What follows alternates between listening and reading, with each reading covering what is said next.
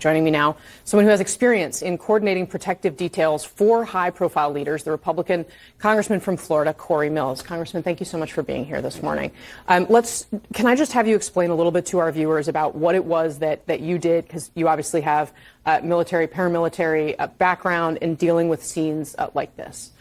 So one of the things I used to do is what they call advanced teams, going out and actually looking at the venues themselves, looking at the security apparatus, seeing exactly where we would place shooters, where we'd look at mitigating measures, where your safe room would be, what are evacuation routes when we talk about what we'd say is a green, yellow, and a red, right? So your three primary routes that you identify.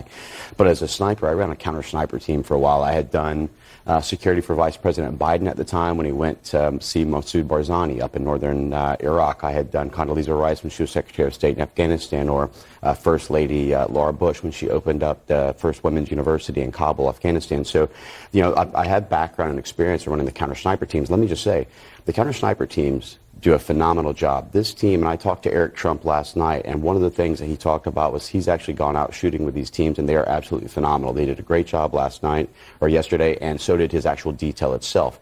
The problem you have is this. When we go up as a counter-sniper, we put together what they call range fans for our range card. We usually keep it right next to us. It's an overlay of the area, usually a satellite image, and it has our 100-yard line, our 200-yard line, our 300-yard line, and we identify the buildings and the areas for potential threat in those, so that when you do identify a threat, you don't have to actually what they call milling out, which is to determine the distance of that actual target.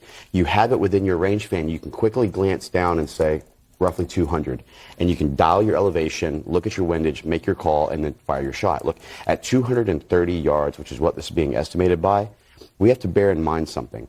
An AR-15, or any rifle of that matter, has what they call minutes of angle, which means what the capability of the rifle is. A standard rifle, which is a basic rifle's capabilities, is 1 MOA, which means for every 100 yards is 1-inch grouping capabilities. You're talking about that at 230 yards, the average shooter could actually point at a target, fire 5 to 6 rounds, and somewhere within that group would be about a 2.3-inch grouping at 230 yards. The average life-size man target is a 20 by 40, 20 shoulder to shoulder, 40 waist to head. President Trump obviously is a much larger guy. He's a much taller guy. So it is by miracle and divine intervention that he is not killed today.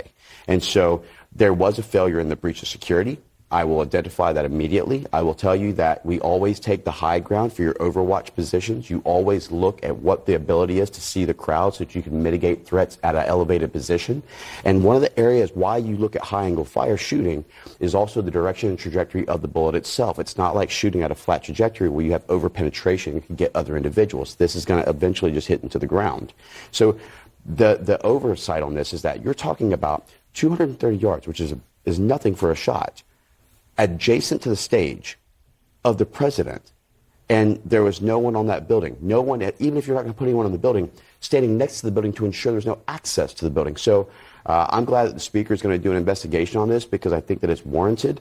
I think that I applaud, again, what the Secret Service detail had done, what the counter-sniper CS team has done. But I will tell you, this is a massive security breach, in my opinion. Yeah, well, and we can show on the screen, too.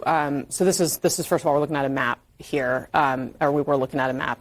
And if we could bring up, there's imagery of the shooter, deceased shooter, on the top of a rooftop, just to kind of give people some context of what we're looking for here.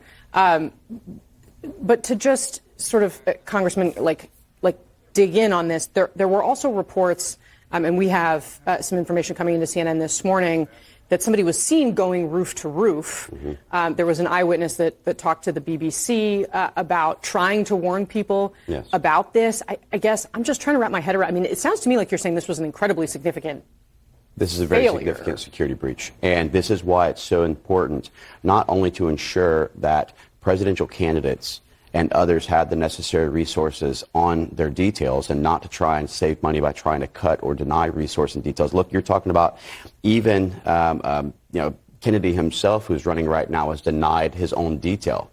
I mean, he was supposed to get a security detail as a presidential nominee, or, for an independent party, but he didn't even get an actual, and you're talking about a guy who lost his dad and his uncle. So, it is serious when you talk about security breaches and you talk about the apparatuses that are being utilized. And so I would just stress the fact that not only do I see this as a massive security breach, But also we have to play into a part of, you have to work with your local law enforcement departments, you have to work in with other agencies and coordinate to ensure that at a minimum, I would have said, you have a local law enforcement officer at that location where that building is to ensure that no one can gain access to a higher ground location.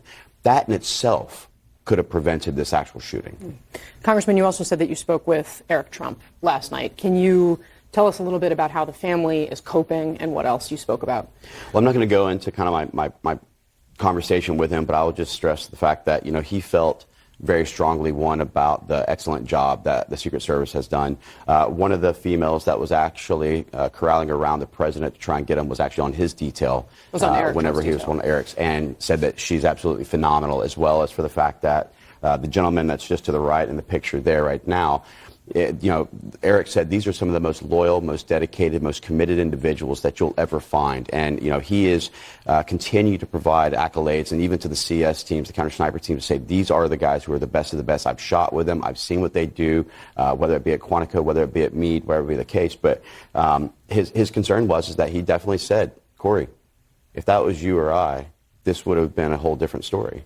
And we just have to be thankful for the fact that through divine intervention, through a very luck where literally milliseconds and millimeters matter, that this didn't end up a lot worse. And so obviously I know it's very shaking and rattling for the children of President Trump, also for those around him. But this is a time, and I like what you said in our earlier segment, this is a time that is not about partisanship right now. This is not a Democrat, Republican, conservative, socialist. This is an American issue where we just saw a massive security breach that could have resulted in the assassination of President Trump. And we have to take this very seriously, and we cannot in any way utilize dangerous rhetoric, which is going to continue to amplify things. We need to actually hit the cool down button right now and understand that America is better than this, and that we have to continue to pray for all of our candidates and all those who are running for office, because we put ourselves out there. I've had death threats while I've been running. I've had people who, when I go into certain events, I have my, Seminole County police officers, the sheriff's office, or Volusia Sheriff's Office, who has actually had to be there because they want to make sure they're responding. This is a time that we need to take it down a notch, and so we have to start looking at how do we utilize the RNC convention that I'm heading to today at around noon. How do I use that platform to be able to try and say, look, let's take it down a notch and understand what this is really about. It's about unification. It's about ensuring the safety and security of America. It's about getting America back to its greatness and where we were. And so this is a very pivotal point.